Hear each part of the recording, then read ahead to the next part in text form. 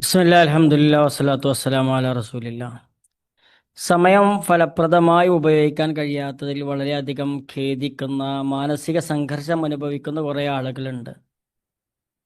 സമയം ഫലപ്രദമായി ഉപയോഗിക്കാൻ ഒന്നാമത് ചെയ്യേണ്ടത് സമയത്തിൻ്റെ മൂല്യത്തെക്കുറിച്ച് തിരിച്ചറിയുക. രണ്ടാമത്തേത്, സമയം വെറുതെ പാഴായി കളയുന്ന കാര്യങ്ങൾ ജീവിതത്തിൽ നിന്ന് ഒഴിവാക്കുക. മൂന്നാമത്തേത്, ചെയ്യേണ്ട കാര്യങ്ങൾക്ക് മുൻഗണനാക്രമം നിശ്ചയിക്കുക. നാലാമത്തെ ഒരു കാര്യം, യഥാർത്ഥത്തിൽ നമ്മൾ പ്രാധാന്യം കൊടുക്കേണ്ടതിന് പ്രാധാന്യം കൊടുത്തതിന് ശേഷം ആ കാര്യങ്ങൾക്ക് തുടർന്ന് അടുത്ത കാര്യം നീട്ടിവെക്കാതെ ചെയ്യുക. നീട്ടിവെക്കൽ യഥാർത്ഥത്തിൽ സമയത്തെ വെറുതെ കളയും.